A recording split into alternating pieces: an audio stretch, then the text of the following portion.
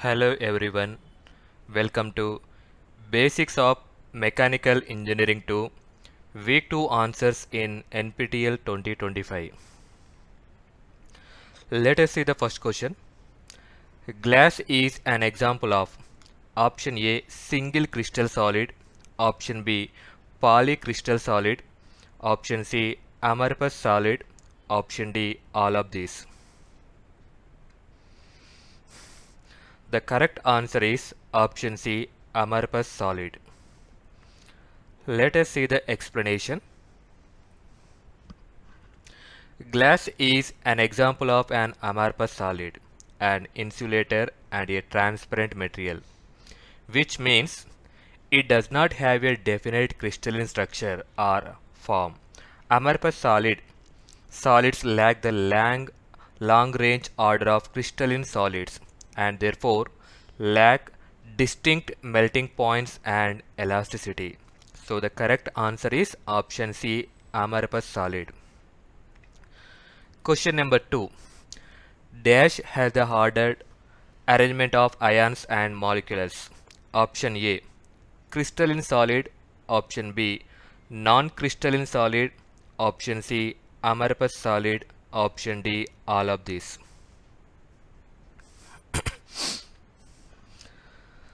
The correct answer is option A, crystalline solid. Let us see the explanation. Crystalline solids consist of atoms, ions, and molecules arranged in a strongly ordered microscopic arrangement in consistent and repeated three-dimensional structures, forming a crystal lattice that stretches in any direction. So the correct answer is option A, crystalline solid. Question number 3. The periodic arrangement of solids across each grain is called option A, single crystal solid, option B, polycrystal solid, option C, amorphous solid, option D, all of these.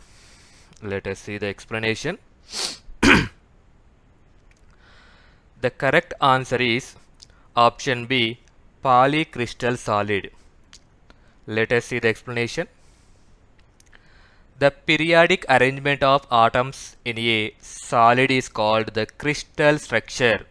The arrangement of atoms in a crystal is repeated throughout the solid in a three-dimensional space. So the correct answer is option B, polycrystal solid. Question number 4. An infinite array of points in three dimensions in which every point has an identical environment to all others is called option A, 1D space lattice, option B, two-dimensional space lattice, option C, three-dimensional space lattice, option D, all of these. The correct answer is option C, three-dimensional space lattice. Let us see the explanation. A three-dimensional space lattice refers to an infinite array of points in three-dimensional space, where each point has an identical environment. This is the type of lattice used to describe the arrangement of atoms, ions, or molecules in a crystal structure. One dimensional space lattice means a lattice in one dimension like a line of points. Two-dimensional space lattice means a lattice in two-dimensional dimensions like a grid of points in a plane. So the correct answer is option C, three-dimensional space lattice. Question number 5. In cubic lattice system, option A equal to B not equal to C. Option B, A not equal to B equal to C.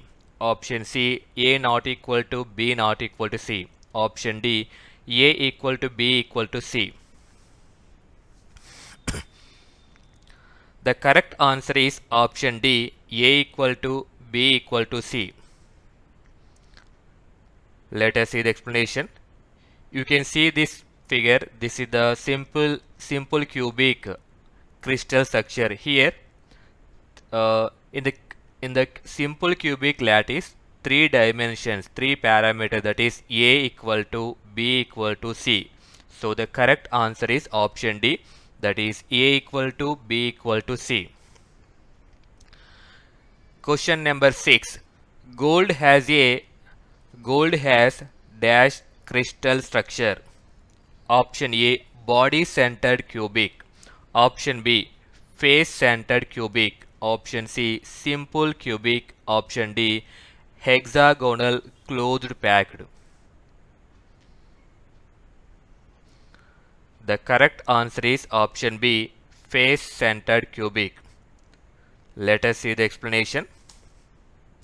In this structure, gold atoms are arranged in a way where there are atoms at each of the 8 corners and one atom at the center of each of the 6 faces of the cube. This arrangement allows for a highly efficient packing of atoms, resulting in gold's relatively high density and excellent malleability and ductility. The FCC structure is common among many metals, especially those that are more malleable and ductile like gold, silver and copper. So the correct answer is option B, face-centered cubic. Question number 7. At room temperature, the stable form of iron is called. Option A, austenite. Option B, perlite. Option C, martensite. Option D, ferrite. The correct answer is option D, ferrite. Let us see the explanation. At room temperature, the stable form of iron is ferrite. It is also called alpha iron.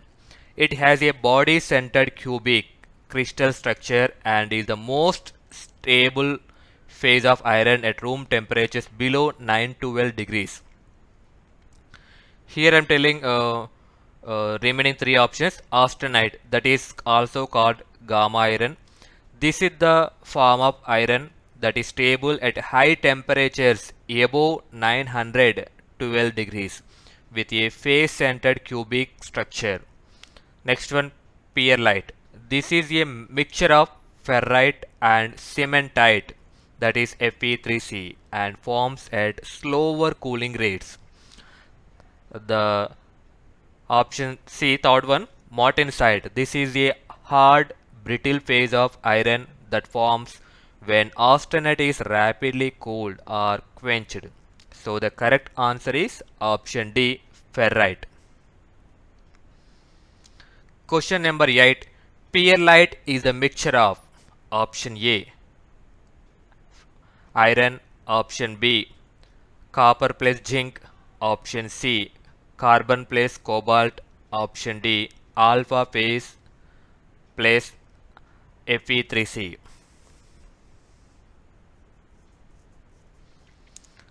The correct answer is option D, alpha phase and iron carbon. Let us see the explanation.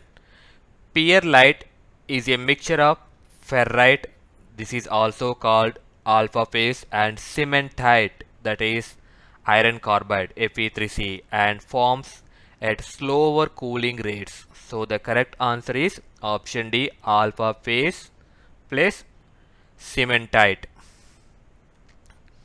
Question number 9.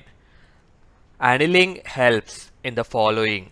Option A, improve machinability. Option B, relieve internal stresses. Option C, reduce or eliminate structural inhomogeneity. Option D, all of these. The correct answer is option A, improve machinability. Let us see the explanation. Annealing is a heat treatment process used to soften metals and improve their properties. It involves heating the material to a specific temperature and then cooling it slowly. So the correct answer is option A, improve machinability. Question number 10. Which of the following is not a property of cast iron? Option A, good rigidity. Option B, high compressive strength. Option C, excellent fluidity so that it makes good casting impressions. Option D, good machinability. The correct answer is option D, good machinability. Let us see the explanation. Here I am explaining the properties of cast iron. That is option A, good rigidity.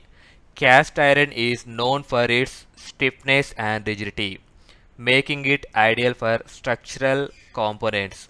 Second property is high compressive strength. It has high compressive strength which makes it resistant to crushing under load. Third property is excellent fluidity so that it makes good casting impressions. Cast iron has a good fluidity when molten, which allows it to fill intricate molds well and produce detailed castings. So the correct answer is option D, good machinability. It is not a property of cast iron. In the next video, we will discussing about week 3 solutions in NPTEL 2025.